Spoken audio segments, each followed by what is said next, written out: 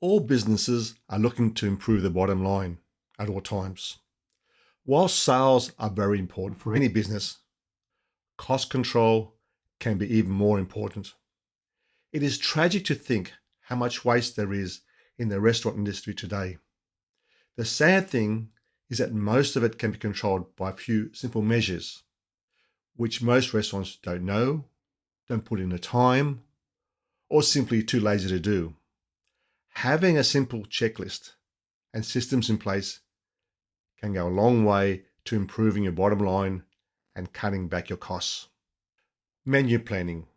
Most restaurants design menus around what they think is good. Sounds logical, doesn't it? You want to have a menu which has got all the dishes you will think will work for your market. That's if you do your research properly. Bear in mind of what worked in one area may not work in another.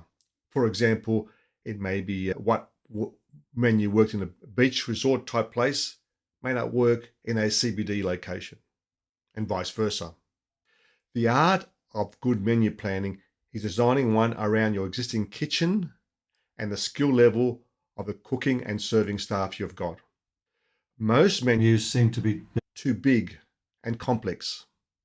It is no coincidence that most profitable restaurants have smaller, more simple menus. The buying process. Do you have purchase specifications for your ingredients? What's your food costs? Buy in season. There's nothing wrong and is highly unlikely a customer will complain if you substitute, for example, peas for beans or one fish for another, when the purchase price is much cheaper if it is in season. Sounds logical, doesn't it? Most restaurants don't want to change or take the risk and simply don't do it. Standard recipes. Consistency is the secret.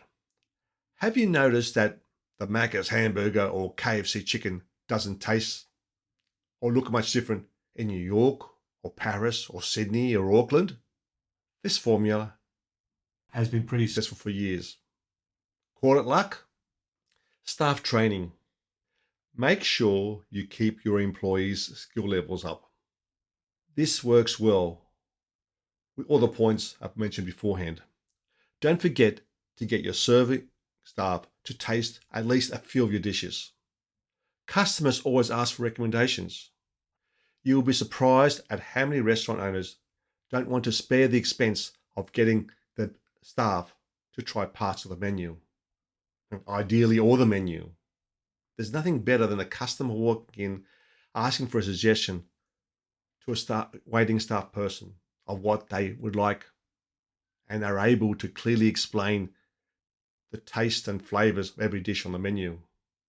They are your salespeople. Upselling. This is one of the easiest methods of increasing revenue. It's a matter of getting your staff to ask. For example, the old favorite, when you go to McDonald's, do you want fries with that? The common one which is used in some restaurants is, after they had their main meal, would you like a dessert? Or even better, get their taste buds going by taking out a trolley and showing them your latest desserts. They are very tempting. Storage of goods and stock control. Keep as much as you need. You may have a bad week or two because things change quickly, e.g. lockdowns, etc. Do regular stock takes. Know what food costs are. Act quickly when you see something unusual. So you've got to make sure you've got enough stock in hand if you're looking for a busy week.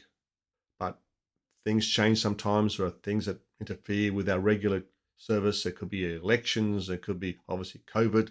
There could be public holidays, or whatever the reason being. Sales fluctuate. Keep a watch on these things. Ensure that you don't have which could go off and lead to severe wastage. Measure your advertising. Most restaurants don't measure. They don't know what their return on investment is on the ad they place in that magazine or whatever they spent on Facebook or whatever. What is your return on advertising spent? Don't know? You're not alone. Most restaurants can tell you how much they paid for a pound of carrots, but cannot give you a figure for the return on advertising spend, or ROI, return on investment. Most randomly advertise and hope for the best. Work out how much your advertising is costing you. If, e.g., if you are spending $1 to make $3, it's a good investment for your business, and just keep on going. On the other hand, if you're spending $3 and getting $1 back, you're not getting a return. If the advertising is going well, keep doing it. Your return on investment is high. Repeat the process and see your sales continue to increase. Design workflow of the premises. How can you minimize the movement and staff to serve your customers? For example, having to climb up 10 steps throughout a shift adds up and slows things down. Is there a way to get around this? How much revenue are you getting from every square metre yard of your premises? For example, if you make more money from the bar or a barbecue area or another outlet, consider the cost of changing the sizes. Prioritize functionality with good design. If your revenue per square metre for your bar area is high, that revenue per square metre for your barbecue area, well, maybe you should reduce your barbecue area and make it more bar area available. It may sound logical, but do the maths and you'll be surprised. But obviously there's a cost involved with renovating and maintenance extensions. Factor all those things in and see what can make you more revenue. You don't want to have dead space. Having a good lease. Are you paying a fair market rent? Is your lease long enough? Does the premises give you enough room to grow? Most restaurants sell up within 2 to 3 years. That's the average from the hundreds of restaurants I've dealt with over the years.